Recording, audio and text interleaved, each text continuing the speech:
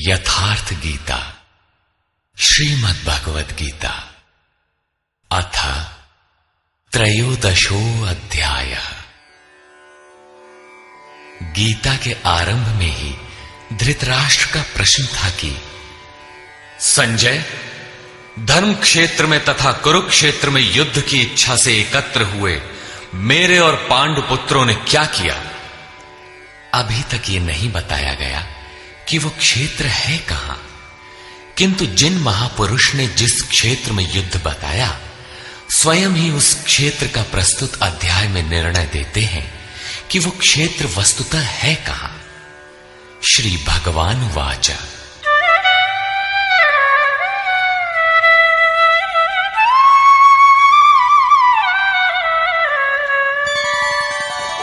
इदं शरीरं कौन्तेय क्षेत्रमित्यभिधीयते एतद्यो वेत्ति तं प्राहुः क्षेत्रज्ञ इति तद्विदः।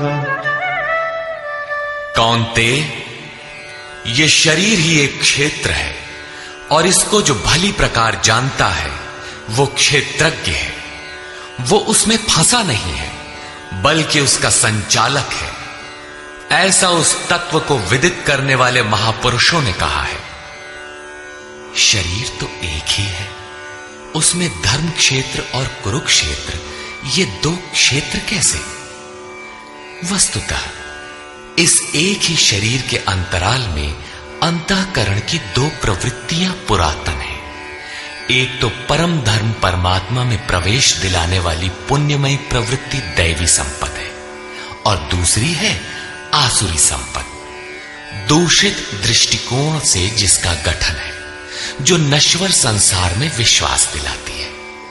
जब आसुरी संपत्ति का बाहुल्य होता है तो यही शरीर कुरुक्षेत्र बन जाता है और इसी शरीर के अंतराल में जब दैवी संपत्ति का बाहुल्य होता है तो यही शरीर धर्म क्षेत्र कहलाता है।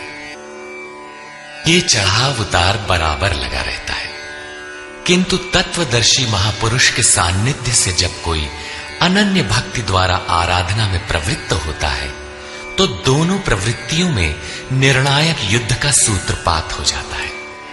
क्रमशः दैवी संपत्ति का उत्थान और आसुरी संपत्ति का शमन हो जाता है। आसुरी संपत्ति के सर्वथा शमन के उपरांत परम के दिग्दर्शन की अवस्था आती है। दर्शन के साथ ही दैवी संपत्ति की आवश्यकता समाप्त हो जाती है, अतः वो भी परमात्मा में स्वतः विलय हो जाती है। भजने वाला पुरुष परमात्मा में प्रवेश पा जाता है।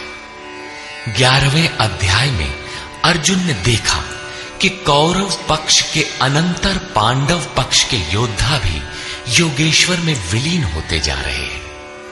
इस विलय के पश्चात पुरुष का जो स्वरूप है वही क्षेत्रज्ञ है। आगे देखें। क्षेत्रज्ञं चापि मां विद्धि सर्वक्षेत्रेषु भारत क्षेत्र क्षेत्रज्ञयोर्ज्ञानं यत्तज्ज्ञानं मतं मम। हे अर्जुन, तू सब क्षेत्रों में क्षेत्रज्ञ मुझे ही जान, अर्थात मैं भी क्षेत्रज्ञ हूं। जो इस क्षेत्र को जानता है वो क्षेत्रज्ञ है, ऐसा उसे साक्षात जानने वाले महापुरुष कहते हैं। और श्री कृष्ण कहते हैं कि मैं भी क्षेत्रज्ञ हूं, अर्थात श्री कृष्ण भी एक ही योगेश्वर ही थे। क्षेत्र और क्षेत्रज्ञ अर्थात विकार सहित प्रकृति और पुरुष को तत्व से जानना ही ज्ञान है, ऐसा मेरा मत है। अर्थात साक्षात्कार सहित इनकी जानकारी का नाम ज्ञान है, कोरी बहस का नाम ज्ञान नहीं है।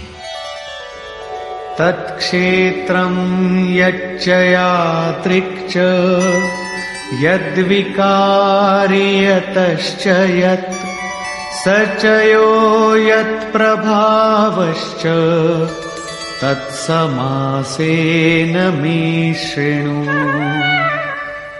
वो क्षेत्र जैसा है और जिन विकारों वाला है तथा जिस कारण से हुआ है, तथा वो क्षेत्रज्ञ भी जो है और जिस प्रभाव वाला है, वो सब मुझसे संक्षेप में सुन।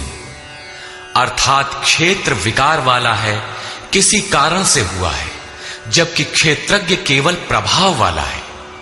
मैं ही कहता हूं, ऐसी बात नहीं है, ऋषि भी कहते हैं। ऋषिभिर्बहुधा गीतम् छन्दोभिर्विविधैः पृथक् ब्रह्मसूत्रपदैश्चैव हेतुमद्भिर्विनिश्चितैः। ये क्षेत्र और क्षेत्रज्ञ का तत्व ऋषियों द्वारा बहुत प्रकार से गायन किया गया है तथा नाना प्रकार से वेदों की मंत्रणा द्वारा विभाजित करके भी कहा गया है तथा विशेष रूप से निश्चित किए हुए युक्ति युक्त ब्रह्म सूत्र के वाक्यों द्वारा भी वही कहा गया है। अर्थात वेदांत, महर्षि, ब्रह्म सूत्र और हम एक ही बात कहने जा रहे हैं। श्री कृष्ण वही कहते हैं जो इन सब ने कहा है। क्या शरीर अर्थात क्षेत्र इतना ही है जितना दिखाई देता है? इस पर कहते हैं,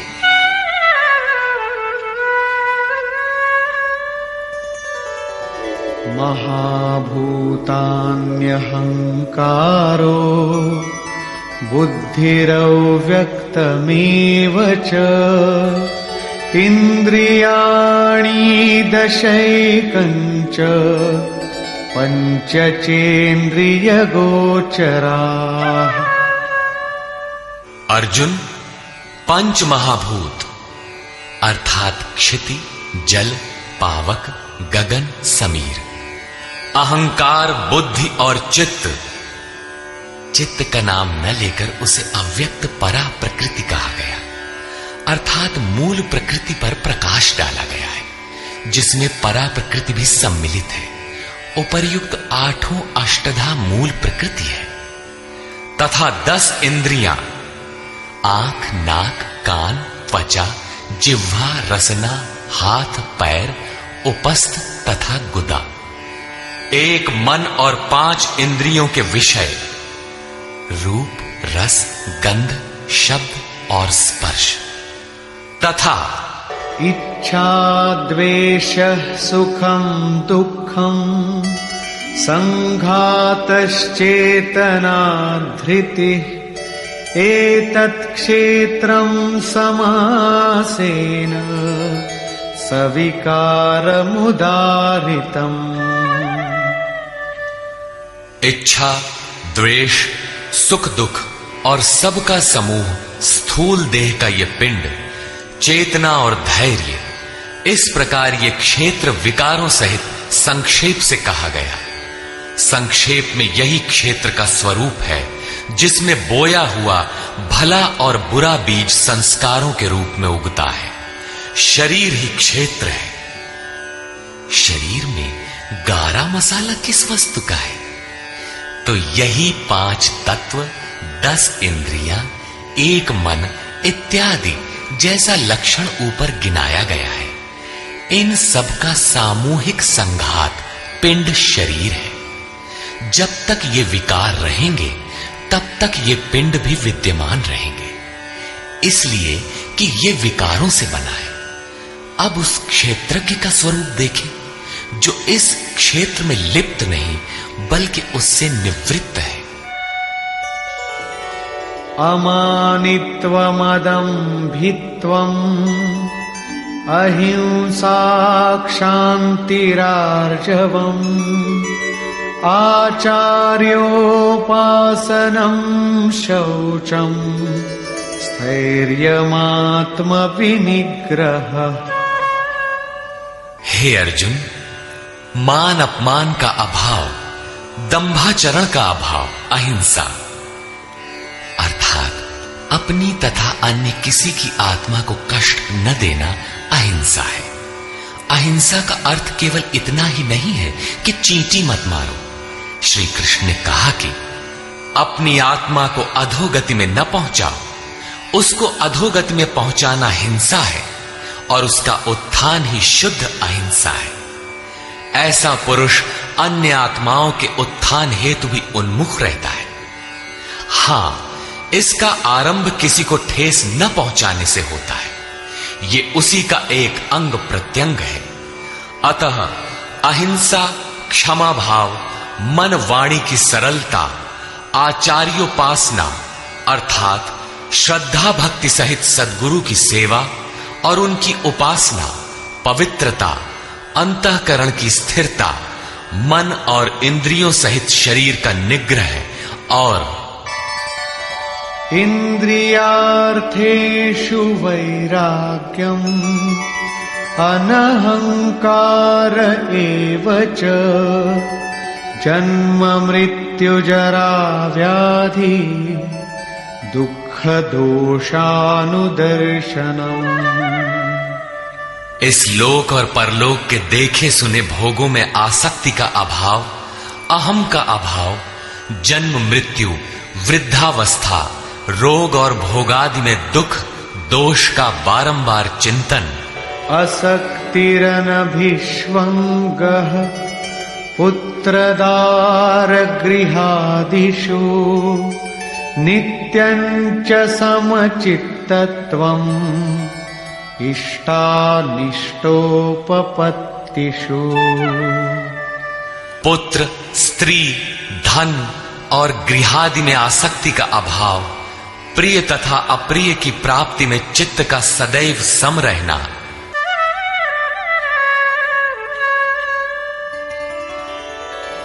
मयि चानन्ययोगेन भक्तिरव्यभिचारिणी विविक्तदेशसेवित्वम् अरतिर्जन संसदी। मुझ में अनन्य योग से, श्री कृष्ण एक योगी थे, अर्थात ऐसे किसी महापुरुष में अनन्य योग अर्थात योग के अतिरिक्त अन्य कुछ भी स्मरण न करते हुए अव्यभिचारिणी भक्ति अर्थात इष्ट के अतिरिक्त किसी चिंतन का न आना, एकांत स्थान का सेवन, मनुष्यों के समूह में रहने की आसक्ति का न होना तथा अध्यात्म ज्ञान नित्यत्वम् तत्वज्ञानार्थ दर्शनम् एतज्ज्ञानमिति प्रोक्तम् अज्ञानम् यदतोऽन्यथा। आत्मा के आधिपत्य वाले ज्ञान में एक रस स्थिति और तत्व ज्ञान के अर्थ स्वरूप परमात्मा का साक्षात्कार, ये सब तो ज्ञान है और इससे जो विपरीत है वो सब अज्ञान है। ऐसा कहा गया है। उस परम तत्व परमात्मा के साक्षात्कार के साथ मिलने वाली जानकारी का नाम ज्ञान है। अध्याय 4 में उन्होंने कहा कि यज्ञ की पूर्ति में यज्ञ जिसे शेष छोड़ता है, उस ज्ञानामृत का पान करने वाला सनातन ब्रह्म में प्रवेश पा जाता है। अतः ब्रह्म के साक्षात्कार के साथ मिलने वाली जानकारी ज्ञान है। यहां भी वही कहते हैं कि तत्व स्वरूप परमात्मा के साक्षात्कार का नाम ज्ञान है। इसके विपरीत सब अज्ञान है। अमानित्व इत्यादि उपर्युक्त लक्षण इस ज्ञान के पूरक है। ये प्रश्न पूरा हुआ।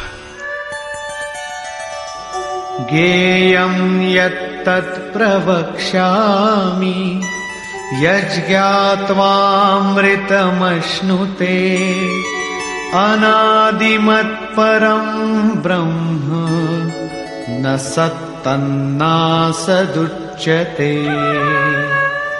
अर्जुन, जो जानने योग्य है तथा जिसे जानकर मरण धर्मा मनुष्य अमृत तत्व को प्राप्त होता है, उसे अच्छी प्रकार कहूंगा। वो आदि रहित परम ब्रह्म न सत कहा जाता है और न असत ही कहा जाता है, क्योंकि जब तक वो अलग है तब तक वो सत है और जब मनुष्य उसमें समाहित हो गया तो कौन किससे कहे। एक ही रह जाता है, दूसरे का भान नहीं। ऐसी स्थिति से वो ब्रह्म न सत है न असत है, बल्कि जो स्वयं सहज है वही है।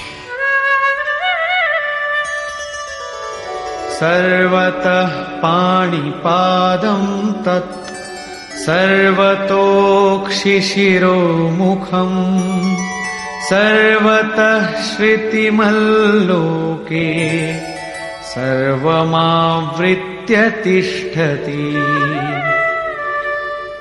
वो ब्रह्म सब ओर से हाथ पैर वाला, सब ओर से नेत्र सिर और मुख वाला तथा सब ओर से श्रोत्र वाला है, सुनने वाला है, क्योंकि वो संसार में सबको व्याप्त करके स्थित है।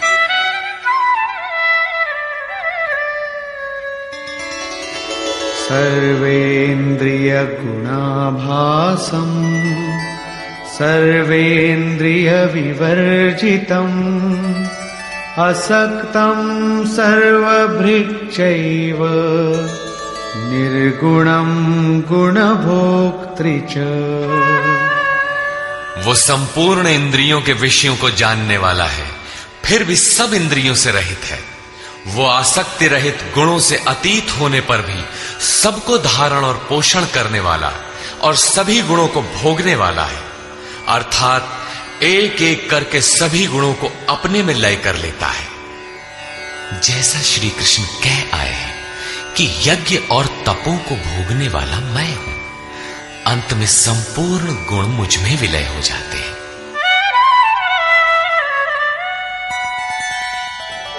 बहिरन्तश्च भूतानाम् अचरं चरमेव च सूक्ष्मत्वात् तदविज्ञेयम् दूरस्थं चान्तिके च तत्।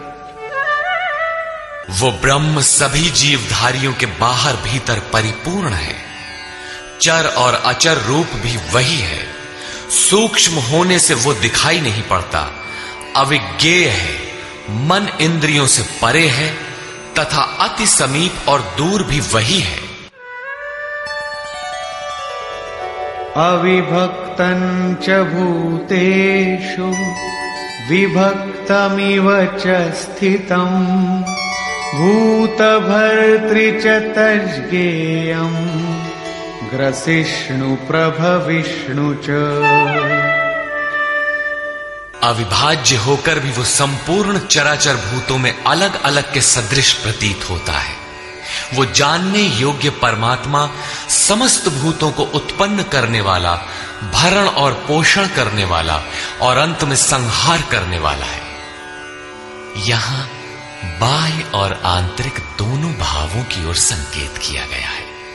जैसे बाहर जन्म और भीतर जागृति, बाहर पालन और भीतर योग क्षेम का निर्वाह, बाहर शरीर का परिवर्तन और भीतर सर्वस्व का विलय, अर्थात भूतों की उत्पत्ति के कारणों का लय और उस लय के साथ ही अपने स्वरूप को प्राप्त हो जाता है। ये सब उसी ब्रह्म के लक्षण है। ज्योतिषामपि तज्ज्योतिः तमसः परमुच्यते ज्ञानं ज्ञेयं ज्ञानगम्यं हृदि सर्वस्य विष्ठितम्। वो ज्ञेय ब्रह्म ज्योतियों का भी ज्योति है, तम से अति परे कहा जाता है। वो पूर्ण ज्ञान स्वरूप है, पूर्ण ज्ञाता है, जानने योग्य है और ज्ञान द्वारा ही प्राप्त होने वाला है। साक्षात्कार के साथ मिलने वाली जानकारी का नाम ज्ञान है। ऐसी जानकारी द्वारा ही उस ब्रह्म का प्राप्त होना संभव है। वो सबके हृदय में स्थित है, उसका निवास स्थान हृदय है, अन्यत्र ढूंढने पर वो नहीं मिलेगा। अतः हृदय में ध्यान तथा योगाचरण द्वारा ही उस ब्रह्म की प्राप्ति का विधान है। इति क्षेत्रं तथा ज्ञानं ज्ञेयं चोक्तं समासतः मद्भक्त एतद्विज्ञाय मद्भावायोपपद्यते। हे अर्जुन, बस इतना ही क्षेत्र ज्ञान तथा जानने योग्य परमात्मा का स्वरूप संक्षेप में कहा गया है। इसे जानकर मेरा भक्त मेरे साक्षात स्वरूप को प्राप्त होता है। अभी तक योगेश्वर श्री कृष्ण ने जिसे क्षेत्र कहा था उसी को प्रकृति, और जिसे क्षेत्रज्ञ कहा था उसी को अब पुरुष शब्द से इंगित करते हैं। प्रकृतिं पुरुषं चैव विद्यनादि उभावपि विकारांश गुणांश्चैव विद्धि प्रकृति संभवान्। ये प्रकृति और पुरुष दोनों ही अनादि जान, ऐसा संपूर्ण विकार तथा त्रिगुण प्रकृति से ही उत्पन्न हुए जान। कार्यकरण कर्तृत्वे हेतुः प्रकृतिरुच्यते पुरुषः सुख दुःखानां भोक्तृत्वे हेतुरुच्यते। कार्य और करण अर्थात जिसके द्वारा कार्य किए जाते हैं, विवेक, वैराग्य इत्यादि, तथा अशुभ कार्य होने में काम, क्रोध इत्यादि कारण है। उनको उत्पन्न करने में हेतु प्रकृति कही जाती है, और ये पुरुष सुख दुखों को भोगने में कारण कहा जाता है।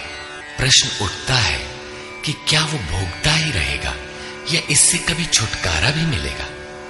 जब प्रकृति पुरुष दोनों ही अनादि हैं, तब कोई उनसे छूटेगा कैसे? इस पर कहते हैं, पुरुषः प्रकृतिस्थो हि भुङ्क्ते प्रकृतिजान् गुणान् कारणं गुणसङ्गोऽस्य सदसद्यो निजन्मसु। प्रकृति के बीच में खड़ा होने वाला पुरुष ही प्रकृति से उत्पन्न हुए गुणों के कार्य रूप पदार्थों को भोगता है, और इन गुणों का संग ही इस जीवात्मा के अच्छी तथा बुरी योनियों में जन्म लेने का कारण है। ये कारण अर्थात प्रकृति के गुणों का संग समाप्त होने पर ही जन्म मृत्यु से मुक्ति मिलती है। अब उस पुरुष पर प्रकाश डालते हैं कि वो किस प्रकार प्रकृति में खड़ा है। उपद्रष्टानुमन्ता च भर्ता भोक्ता महेश्वरः परमात्मेति चाप्युक्तो देहेऽस्मिन् पुरुषः परः। वो पुरुष उपद्रष्टा, हृदय देश में बहुत ही समीप, हाथ पांव मन जितना आपके समीप है उससे भी अधिक समीप दृष्टा के रूप में स्थित है। उसके प्रकाश में आप भला करें बुरा करें, उसे कोई प्रयोजन नहीं है। वो साक्षी के रूप में खड़ा है।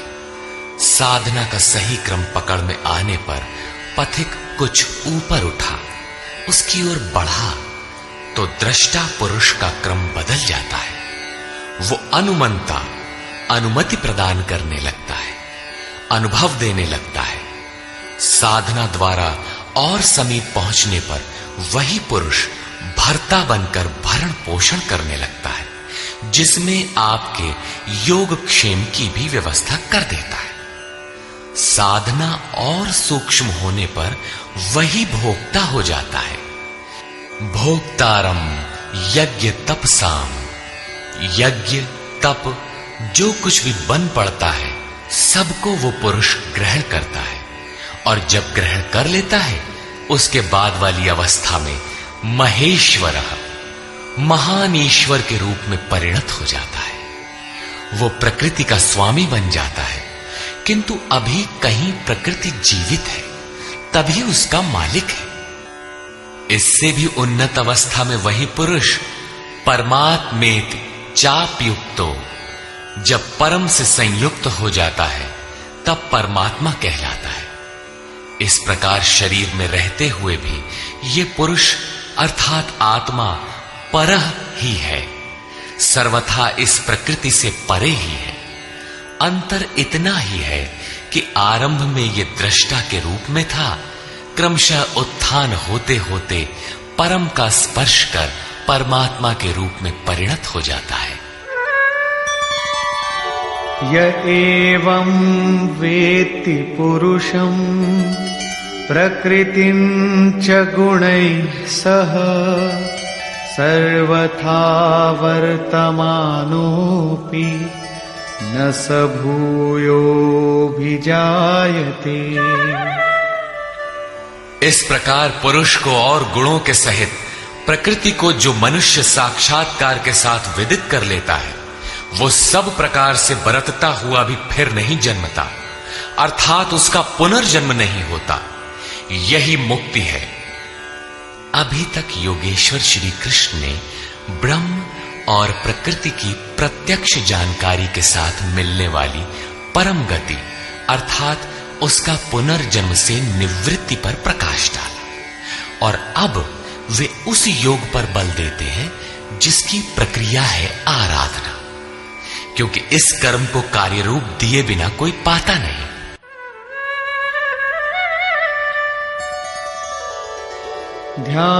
ध्यानेनात्मनि पश्यन्ति केचिदात्मानमात्मना अन्ये सांख्येन योगेन कर्मयोगेन चापरे।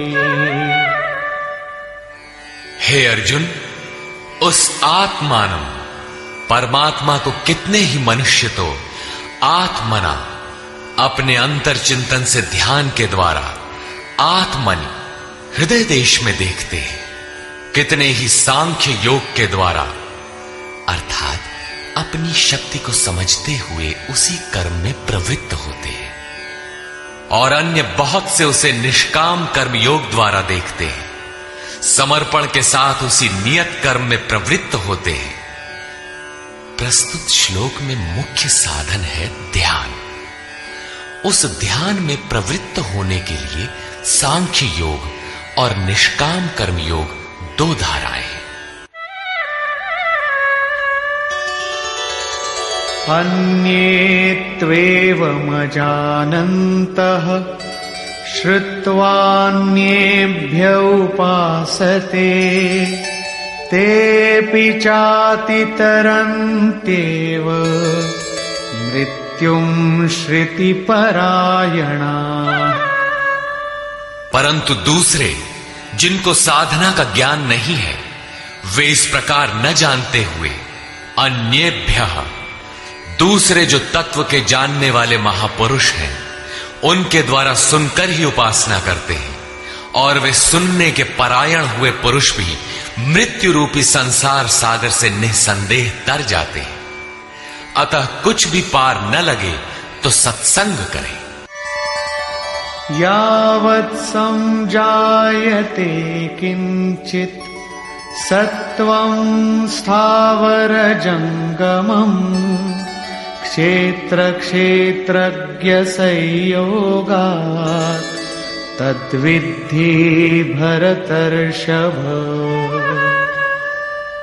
हे अर्जुन, यावन मात्र जो कुछ भी स्थावर जंगम वस्तुएं उत्पन्न होती है, उन संपूर्ण को तू क्षेत्र और क्षेत्रज्ञ के संयोग से ही उत्पन्न हुई जान। प्राप्ति कब होती है, इस पर कहते हैं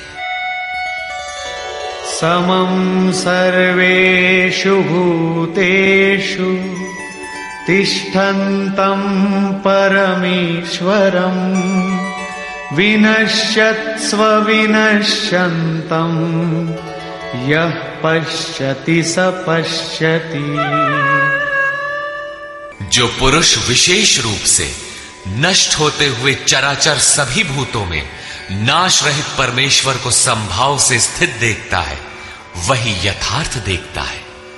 अर्थात उस प्रकृति के विशेष रूप से नष्ट होने पर ही वो परमात्म स्वरूप है, इससे पहले नहीं। इसी पर पीछे अध्याय 8 में भी कहा था, भूत भावोद्भव करो विसर्गः कर्म संज्ञितः। भूतों के वे भाव जो भले अथवा बुरे कुछ भी संस्कार संरचना करते हैं, उनका मिट जाना ही कर्मों की पराकाष्ठा है। उस समय कर्म पूर्ण है। वही यहां भी कहते हैं कि जो चराचर भूतों को नष्ट होते हुए और परमेश्वर को समभाव से स्थित देखता है, वही सही देखता है।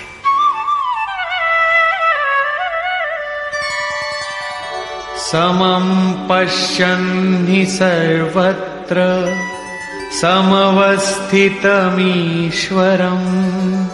न हि नस्त्यात्मनात्मानं ततो याति परां गतिम्। क्योंकि वो पुरुष सर्वत्र समभाव से स्थित परमेश्वर को समान अर्थात जैसा है वैसा ही समान देखता हुआ अपने द्वारा स्वयं को नष्ट नहीं करता, क्योंकि जैसा था वैसा उसने देखा, इसलिए वो परम गति को प्राप्त होता है। प्राप्ति वाले पुरुष के लक्षण बताते हैं।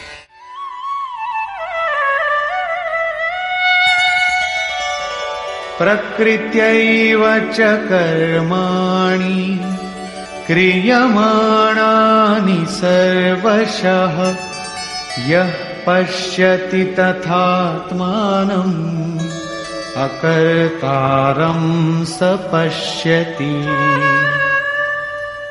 जो पुरुष संपूर्ण कर्मों को सब प्रकार से प्रकृति द्वारा ही किया जाता देखता है, अर्थात जब तक प्रकृति है तभी तक कर्मों का होना देखता है, तथा आत्मा को अकर्ता देखता है, वही यथार्थ देखता है।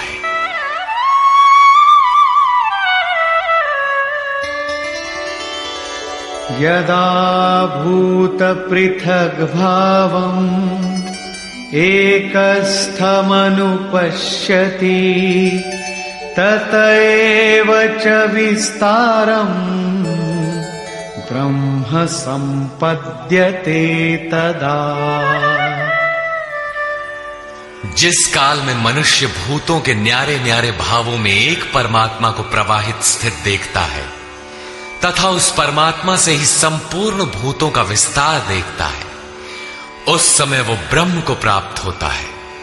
जिस क्षण ये अवस्था आ गई उसी क्षण वो ब्रह्म को प्राप्त होता है। ये लक्षण भी स्थित प्रज्ञ महापुरुष का ही है।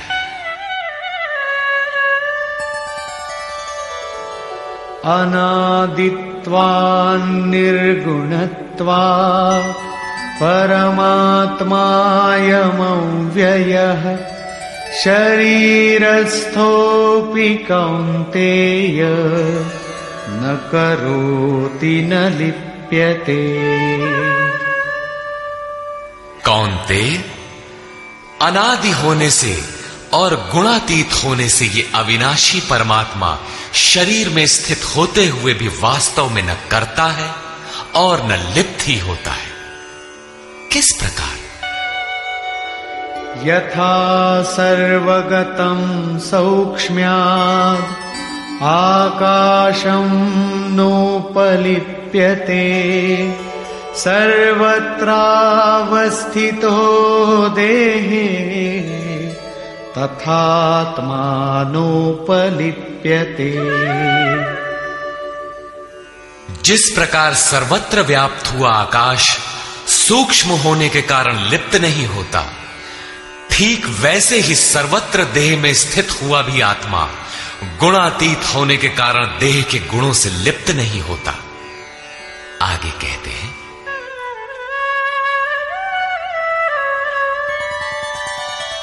यथा प्रकाशयत्येकः कृत्स्नं लोकमिमं रविः क्षेत्रं क्षेत्री तथा कृत्स्नं प्रकाशयति भारत।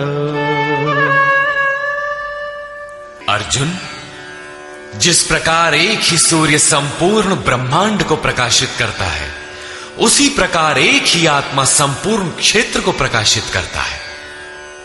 अंत में निर्णय देते हैं, क्षेत्र क्षेत्रज्ञयोरेवम्